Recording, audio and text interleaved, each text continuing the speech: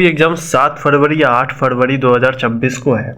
ये गलती आप लोग बिल्कुल ना करें। सारे स्टूडेंट्स को मैं एक बात जरूर बताना चाहूँगा, जैसे कि में टोटल 80 पेज होते हैं। इस 80 पेज में से आपको सारे क्वेश्चन नहीं बनाने होते हैं। कुछ सबसे पहले पार्ट 1 CDP वाला, जो कि टोटल 30 क्वेश्चन है, उसको आपको पूरा सॉल्व करना है। उसके बाद जो आपका मेन पेपर है बीएड में, जो भी सब्जेक्ट आपके थे वो वाला ही आपको बनाना है। अगर आपका मैथ और साइंस था तो आप मैथ साइंस बनाएंगे। अगर आपका SST और सोशल साइंस दोनों एक ही है तो जो था वो बनाएंगे। पार्ट 2 या फिर पार्ट 3 आपको दोनों सॉल्व करने का जरूरत नहीं है। तीसरा है पार्ट 4 में इंग्लिश और हिंदी दोनों 30-30 क्वेश्चन रहेंगे।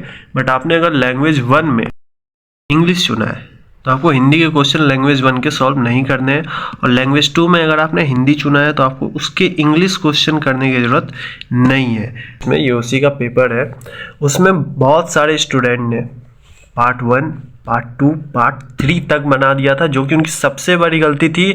उन सारे स्टूडेंट का अभी तक के लिए दुखी है, क्योंकि उन्होंने ना वो सीटेट क्वालिफाई कर पाए और ना ही अभी तक जितने भी टीचर वाले वैकेंसी निकले हैं वो उसको फिल कर पाए, इस एक गलती की वजह से। बाकी मैं आपको अभी पूरा क्वेश्चन दिखाने जा रहा हूँ किस तरह से आपको कैसे बनाना है। जैसे ये एक स्टूडेंट का क्वेश्चन पेपर है, ऑफिशियल पेपर है, जिस पर कि टिक लगाया हुआ है। बट पार्ट 1 आपको दिख रहा होगा कि उसने टच किया है। फिर पार्ट 2 भी देखिए, मैथ और साइंस उसने टच किया है। बट अब हम लोग देखते हैं पार्ट 3।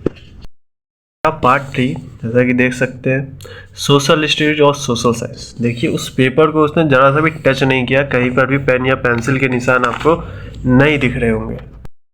बात का आपको स्पेशल ध्यान रखना है। तो पार्ट 4 की तरफ, तो ये देख सकते हैं पार्ट 4। पार्ट 4 में 2 लैंग्वेज आपको दिखेंगे, लैंग्वेज 1 इंग्लिश या फिर लैंग्वेज 1 भाषा 1 हिंदी। तो सॉल्व क्या करना है, इंग्लिश सॉल्व करना है या हिंदी सॉल्व करना है, तो दोनों में से कोई एक ही सॉल्व कीजिएगा। जैसे इस स्टूडेंट ने सिर्फ इंग्लिश क्वेश्चन को सॉल्व किया है, हिंदी वाले को देख सकते हैं इसने जरा सा भी टच नहीं किया है। ये गलती आप लोग बिल्कुल ना करें।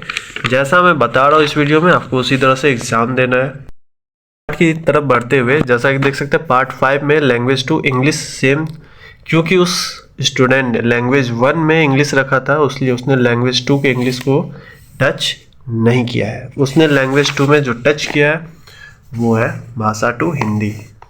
तो हिंदी के सारे क्वेश्चन को उसने सॉल्व किया है एक करके, और इस तरीके से जो है क्वेश्चन पेपर टोटल खत्म होता है। कुछ खास इंस्ट्रक्शन मैं देना चाहूँगा, जैसे कि आपको रफ पेज के लिए यहाँ पे सारे रफ को आप कर सकते हैं। क्वेश्चन रहेंगे आपके पास, वो दोनों लैंग्वेज में रहेंगे। जैसे कि साइंस का क्वेश्चन है तो एक क्वेश्चन इंग्लिश में, जस्ट उसके नीचे वही क्वेश्चन हिंदी में। तो जो लैंग्वेज आपको सुटेबल लगे उसमें आप आंसर कर सकते हैं। बाकी ये रहा मैथ्स का पेपर, जहाँ नीचे में थोड़ा सा स्पेस दिया जाता है रफ वर्क के लिए। बाकी आप इधर उधर ऐसे इन्विजिलेटर आपको मना करेंगे इस तरह से नहीं करने के लिए। कल आपको 150 क्वेश्चन सॉल्व करने हैं इस 80 पेज वाले सेट में से, जिसमें कि आपको यूज़ करना है या तो ब्लू या फिर ब्लैक बॉल पॉइंट पेन। गलती से भी जेल पेन ना ले जाएगा इस, क्योंकि OMR सीट में जो है आपको हमेशा ball pen, mainly black pen रहे तो और अच्छी बात है। अगर OMR भरते वक्त कुछ भी गलती होती है तो उसमें आप वाइटनर नहीं लगा सकते, इसलिए उसको ध्यान से भरेंगे। तब तक के लिए गुड बाय।